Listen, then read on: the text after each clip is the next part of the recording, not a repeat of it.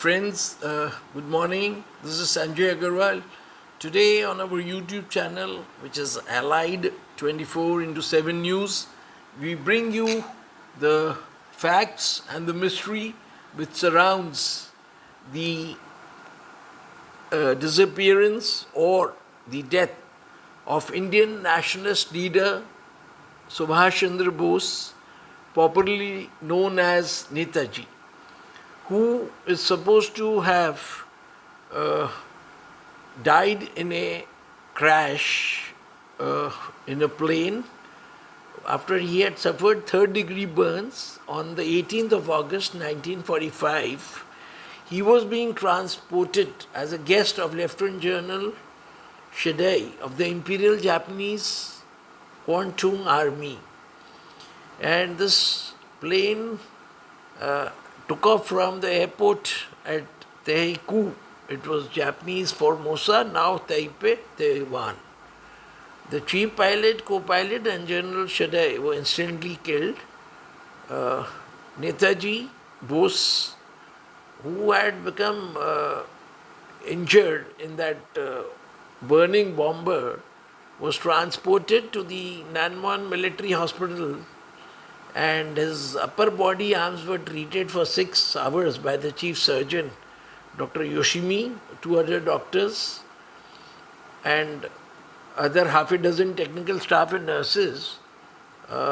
As per the reports, Netaji Subhash Chandra Bose went into coma after that, and he's supposed to have died between 9 p.m. to 10 p.m.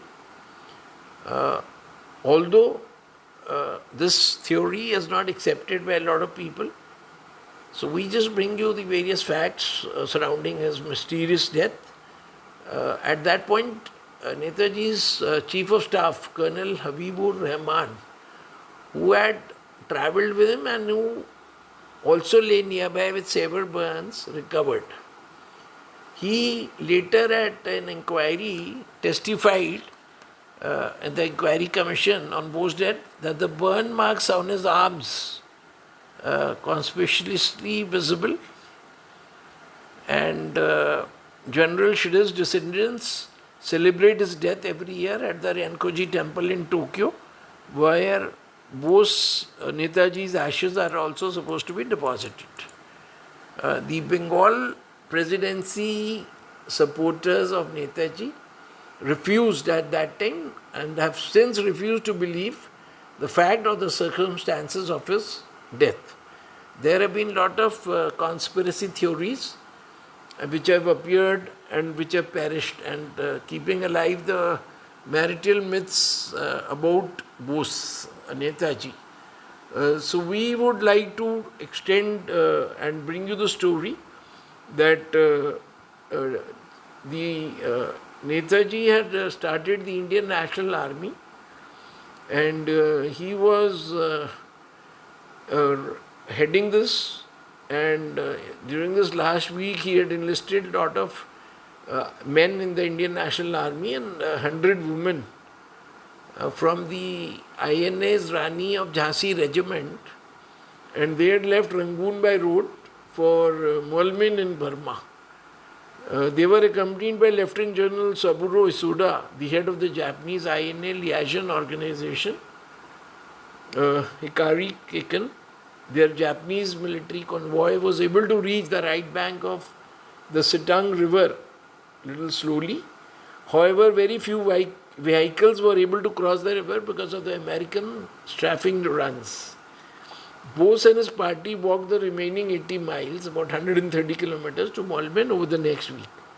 Molmen then was the terminus of the Death Railway constructed from 1942 to 43 by the British, Australian and Dutch prisoners of war, linking Burma to Siam, now Thailand. At Molmen, Bose group was also joined in by the 500 men from the ex-regiment, INA's first guerrilla regiment, who arrived from a different location in lower Burma. We would like to bring you that a year and a half earlier, 16,000 INA men and 100 women had entered Burma from Malaya. Now less than 1/10 that number left the country, arriving in Bangkok during the first week of May. The remaining 9/10 were killed either in action or died from malnutrition or injuries after the battles of Impal and Kohima. Others were captured by the British and simply disappeared. Bose stayed in Bangkok for a month, where soon after his arrival he heard the news of Germany surrender on the 8th of May. Bose spent the next 2 months between June and July 1945 in Singapore, and in both places attempted to raise funds for billeting his soldiers or rehabilitating them if they chose to return to civilian life, which most of the women did. In his nightly radio broadcast, Bose spoke about the increasing violence against Gandhi, who had been released from jail in 1944 and which was engaged in talks with British administrators, envoys, and the Muslim League leaders. Some senior INA officers began to feel frustrated or disillusioned at that time with Bose to prepare quietly for the arrival of the British and its consequences. During the first 2 weeks of August 1945, events began to unfold rapidly, with the British threatening to invade Malaya and with daily American aerial bombings. Bose's presence in Singapore became riskier by the day. His chief of the staff, J.R. Bhonsle, suggested that he prepare to leave Singapore. On 3rd August 1945, Bose received a cable from Colonel Isoda advising him to urgently evacuate to Saigon in Japanese control, French Indochina, which is now Vietnam. On the 10th of August, Bose learned that Soviet Union had entered the war and invaded Manchuria. At the same time, he heard about the atomic bombings of Hiroshima and Nagasaki. Finally, on 16th August, after being informed of the unconditional surrender of Japan, Bose decided to leave for Saigon along with a handful of his aides. We just try to bring you his last days and journey. So please stay with us. We would like to say that the reliable strands of historical narrative about Bose last days are united up to this point. However, they separate briefly for the period between 16th August, when Bose received news of Japan's surrender in Singapore, and shortly after noon on 17th August, when Bose and his party arrived in Saigon airport from Saigon city to board a plane. In one version, we would like to tell you that Bose flew out from Singapore to Saigon, stopping briefly in Bangkok on the 16th. Soon after arriving in Saigon, he visited Field Marshal Hisashi Terayuchi, head of the Japanese forces in Southeast Asia, and requested him to arrange a flight to the Soviet Union. Although until the day before, the Soviet Union had been a belligerent of Japan, it was also seen, at least by Bose, as increasingly anti-British and consequently a possible base of his future operations against the British Raj. Terauchi in turn cabled Japan's Imperial General Headquarters in Tokyo for permission, which was quickly denied. We would like to tell you the words of the historian Joyce Chapman Lebra. The Imperial General Headquarters felt that it would be unfair to Bose to write of Japan and go over to Soviet Union after receiving so much help from Japan. The Field Marshal Terauchi added in talking with Bose that it would be unreasonable for him to take a step which was opposed by the Japanese. Privately, however, Terauchi still felt sympathy for Bose, one that had been formed during their 2-year-long association. He somehow managed to arrange room for the Bose on the flight leaving Saigon on the morning of 17th August 1945, bound for Tokyo, but stopping en route in Dairen, Manchuria, which was still Japanese occupied, but towards which the Soviet army was fast approaching, where Bose was to have disembarked and to have awaited his fate at the hand of the Soviets. We bring in another version where Bose has left Singapore with his party on the 16th and stopped en route in Bangkok, surprising INA officer in charge there, J.R. Bhosle, who quickly made arrangements for Bose overnight stay. Word of Bose's arrival, however, got out, and soon local members of the Indian Independence League, the INA, and Thai Indian business community turned up at the hotel. According to historian Peter Ward Fay, Bose had set up half the night holding court and in the morning flew on to Saigon, this time accompanied by the General Soda. Arriving in Saigon late in the morning, there was little time to Field Marshal Terauchi, who was in Dalat in the central highlands of the French Indochina, an hour away by the plane. Consequently, Yesoda himself, without consulting with the higher-ups, arranged room for Bose on a flight leaving around noon. There's a third version, which is the sketchier version. Bose left Singapore on the 17th, according to historian Christopher Bailey and Tim Harper. On 17th August, he issued a final order of the day resolving the INA with the words, "The roads in Delhi are many, and Delhi still remains our goal." He then flew out to China via French Indochina. If all else failed, he wanted to become a prisoner of the Soviets. They're the only ones who will resist the British. My fate is with them. Around noon on 17th August, the strands again reunite at Saigon Airport. A Mitsubishi Kai-21 heavy bomber of the type, codenamed Sally by the Allies, was waiting for Bose and his party. In addition to Bose, the INA group comprised Colonel Habibur Rahman, his secretary S.A. Iyer, a member of his cabinet, Major Abid Hassan, his old associate who had made the hazardous submarine journey from Germany to Sumatra in 1943, and three others. To their dismay, they learned upon arrival there was only room for only one INA passenger. Bose accompanied and beleaguered General Yesoda to give in and hurriedly arranged for a second seat. Bose chose Habibur Rahman to accompany him. It was understood that the others in the INA party would follow him on later flights. There was further delay at the Saigon airport. According to historian Joyce Chapman Lebra, a gift of treasure contributed by local Indians was presented to Bose. As he was about to board the plane, the two heavy strong boxes added overweight to the plane's full load. Sometime between noon and 2 p.m., the twin-engine plane took off with 12 or 13 people aboard, a crew of 3 or 4, a group of Japanese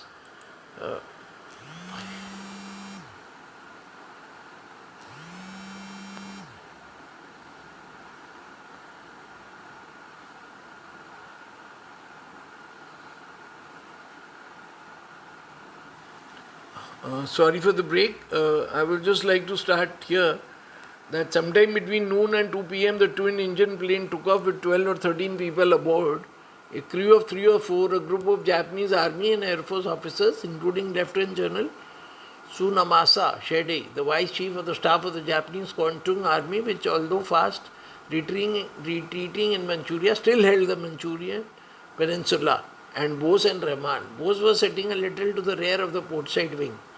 The bomber, under normal circumstances, carried a crew of 5. We would like to bring you that these flights were possibly a few days after Japan's surrender was the result of a lack of clarity about what had occurred. Although Japan had unconditionally surrendered when Emperor Hirohito had made his announcement over the radio, he had used formal Japanese not entirely intelligible to ordinary people, and instead of using the word surrender in Japanese, had mentioned only abiding by the terms of the Potsdam Declaration. Consequently, many people, especially in Japan-occupied territories, were unsure if anything had significantly changed, allowing a window of a few days for the Japanese Air Force to continue flying. Although the Japanese and the Bose were tight-lipped about the destination of the bomber, it was widely assumed by Bose staff left behind in Saigon that the plane was bound for Darin on the Manchurian Peninsula, which, as stated above, was still under Japanese control.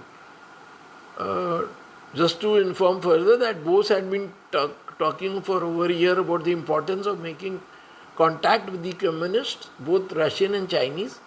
In 1944, he had asked a minister in his cabinet, Anand Mohan Sahe, to travel to Tokyo for purposes of making contact with Soviet ambassador Jacob M. Malik. However, after consulting the Japanese Foreign Minister Mamori Shigemitsui, Sahe decided against it. In 1945 May, Sahe had again written to Shigemitsu, requested him to contact Soviet authorities on behalf of Bose.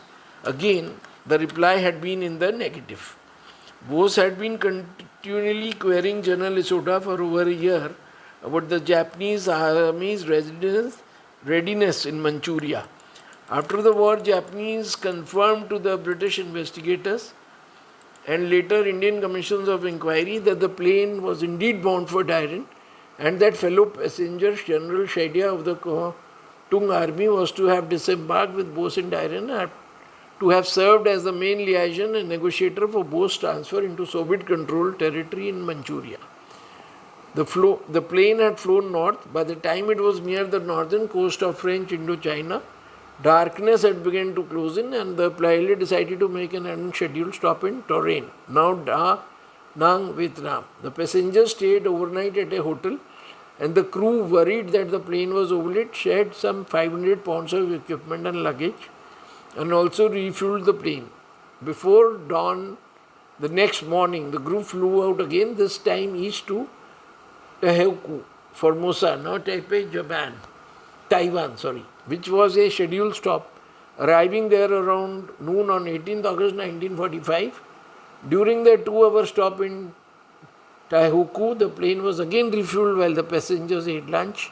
The chief pilot and the ground engineer and Major Kono seemed concerned about the port side engine, and once all the passengers were on board, the engine was tested by repeatedly throttling up and down. The concerns allayed, the plane finally took off in different accounts as early as 2 p.m. and as late as 2:30 p.m., watched by the ground engineers. We just bring you the other side of the story, which says death in the plane crash. There is a clipping which we'll show you, which is from the Japanese newspaper, published on the 23rd of August, which reports the death of Bose and General Shade of the Japanese army. We just want to bring you a note that just as the bomber was leaving the standard part taken by the aircraft during takeoff, the passengers inside heard a loud sound similar to an engine backfiring. Airport mechanics saw something fall out of the plane. It was port side engine or a part of it and the propeller. The plane swung widely to the right and plummeted, crashing, breaking into two and exploding in flames. Inside, the chief pilot, co-pilot and General Shade were instantly killed. Rahman was stunned, passing out briefly, and Bose, although conscious and not fatally hurt, was soaked in gasoline. When Rahman came to, he and Bose attempted to leave by the rear door but found it blocked by the luggage. They then decided to run through the flames and exit from the front. The ground staff, now approaching the plane, saw two people staggering towards them. One of them had become a human torch. The human torch turned out to be Bose, whose gasoline-soaked clothes had instantly ignited. Rahman and a few others managed to smother the flames, but also noticed that Bose's face and head appeared badly burned. According to Joyce Chapman Lebra, the truck which served as an ambulance rushed Bose and other passengers to the Nanmon military hospital site of Taiheiku. The airport personnel called Dr. Yoshimi, the surgeon in charge, at the hospital around 3 p.m. Bose was conscious and mostly coherent when they reached the hospital, and for some time thereafter he was without any clothes except for a blanket around him, and Dr. Yoshimi immediately saw evidence of third-degree burns, especially on his chest, doubting very much that he would live. Dr. Yoshimi promptly began to treat Bose and was assisted by Dr. Suruta. According to historian Leonard Gordon, who interviewed all the personnel at the hospital later, says, a disinfectant Rivamol was put over most of the body and then a white ointment was applied, and he was bandaged over most of his body. Dr. Yoshimi gave Bose 4 injections of Vita Camphor and 2 of digitamine for his weakened heart. Those were given about every 30 minutes. Since his body had lost fluids quickly upon being burned, he was given ringer solution intravenously. A third doctor, Dr. Ishii, gave him a blood transfusion. An orderly, Kazuo Mitsui, an army private, was in the room and several nurses were assisting. Bose still had a clear head, which Dr. Yoshimi found remarkable for someone with severe injuries. Soon, in spite of this treatment, Bose went into coma. He died a few hours later, supposedly between 9 and 10. Bose's body was cremated in the main Taioku crematorium 2 days later. On 20th August 1945, on 23rd August 1945, the Japanese news agency Dome announced the death of Bose and Shinya. On 7 September, a Japanese officer, Lieutenant Tatsuo Shida, carried Bose's ashes to Tokyo, and the following morning they were handed to the president of the Tokyo Indian Independence League, Ramamurthy. On 14 September, a memorial service was held for Bose in Tokyo, and a few days later, the ashes were turned over to the priest of Renkoji temple of the Nichiren Buddhism in Tokyo. There they have remained ever since. We want to bring you further that among the INA personnel there was a widespread disbelief, shock and trauma. Most affected were the young Tamil Indians from Malaya and Singapore, men and women who comprised the bulk of the civilians who had enlisted in the INA. The professional soldiers in the INA, most of whom were Punjabis, faced an uncertain future, with many fatalistically expecting reprisals from the British. In India, the Indian National Congress official line was succinctly expressed in a letter. Mahatma Gandhi wrote to Rajkumari Amrit Kaur, said Gandhi, Subhash Bose has died well. He was undoubtedly a patriot, though misguided. Many congressmen had not forgiven Bose for quarreling with Gandhi and for collaborating with what they considered was Japanese fascism. The Indian soldiers in the British Indian Army, some 2.5 million of whom had fought during the Second World War, were conflicted about the INA. Some saw the INA as traitors and wanted them punished. Others felt more sympathetic. The British Raj, though never seriously threatened by the IA, was to try 300 INA officers for treason in the INA trials, but was to eventually backtrack in the face of its own end. We would like to bring you some more information, which were the post-war legions. So there was a lot of people were confused whether he died or not died. So during that we want to bring some information. There was a story in the 1950s which appeared, which Bose, they said, had become a sadhu, and they talked about he going to the Himalayas. Some people, according to the historian, they call it a myth. Some associates of Bose from 2 decades before had formed an organization, Subhash Badi Janta, to promote the story in which Bose was now the chief sadhu of an ashram in Shalumadi, also in North Bengal. The Janta brought out published material, including several newspapers and magazines. Several intimates of Bose, including some politicians who met with the sadhu, supported their denials. Even so, the Subhash Badi Janta was able to create an elaborate chronology of Bose post-war activities.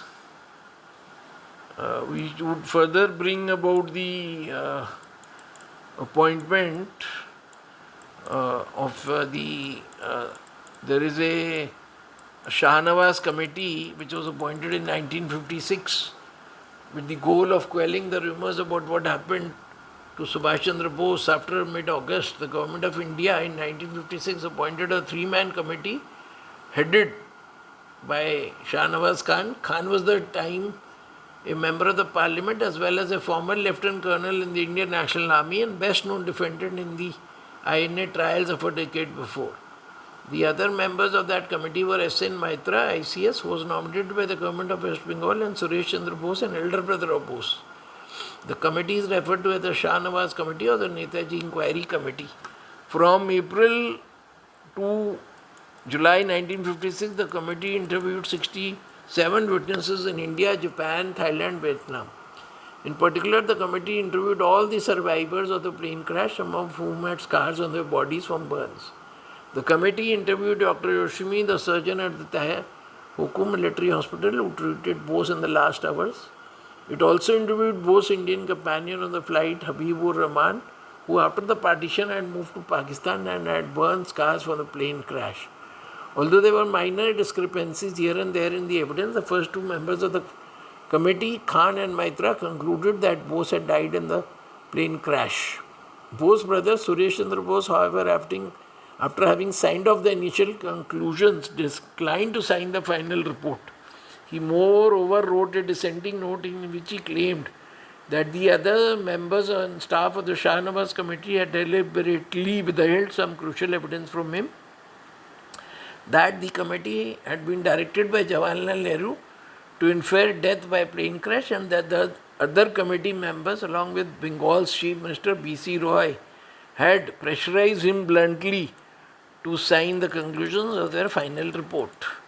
According to the historian Leonard A. Gordon, out of the 181-page repetitious document that constitutes Suresh Bose's report, one main principle for dealing with the evidence emerges. If two or more stories by witnesses have any discrepancies between them, then the whole testimony of the witnesses involved is thereby discredited and assumed to be false. Using this principle, Bose is able to find that there was no crash and that his brother lives. There also appears to be one other half-stated assumption.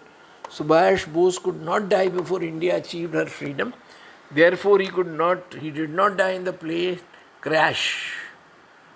Then there was a Khosla Commission which came up in 1970. In 1977, 2 decades after the Shah Nawaz Committee had reported its finding, historian Joyce Chapman Lebra wrote about Suresh Chandra Bose's dissenting note. Whatever motives in issuing this minority report, he has helped to perpetuate until the present that the faith that Subhash Chandra Bose still lives. In fact, during the early 60s, the rumors about Subhash Bose's extant forms only increased.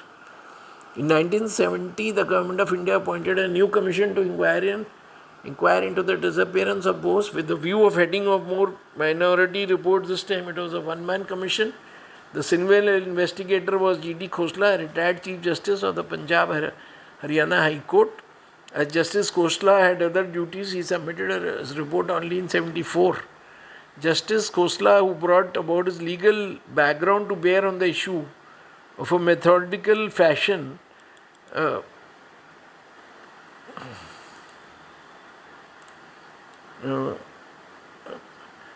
he not only concurred with the earlier reports of Fedges and the Shah Nawaz Committee on the main facts of Bose's death, but also evaluated the alternative explanations of Bose's disappearance and the motives of those promoting stories of Netaji sightings.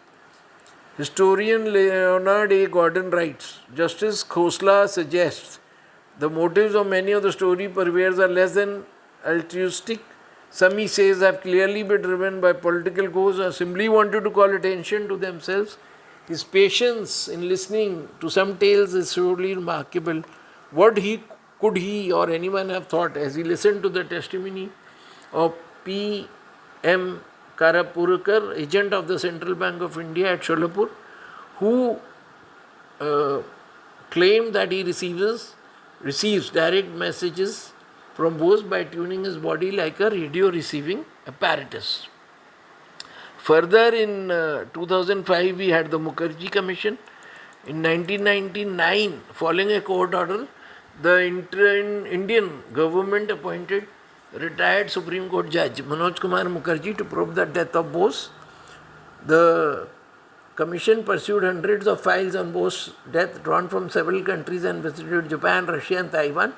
Although oral accounts were in favor of the plane crash, the Commission concluded that those accounts could not be relied upon and there was a secret plan to ensure Bose's safe passage to the USSR with the knowledge of the Japanese authorities and Habibur Rahman. It though failed to make any progress about Bose's activity and after the staged crash. The Commission also concluded that the ashes which have been kept at the Renkoji temple, which supposedly contains the skeletal remains, reported to be Bose, were of Ishiro Okura, a Japanese soldier who died of cardiac arrest, but asked for a DNA test. It also determined Gumnami Baba to be different from Subhash Bose in the light of the DNA profiling test. The Mukherjee Commission submitted its report on 8th of November. After 3 extensions, it was tabled in the Indian Parliament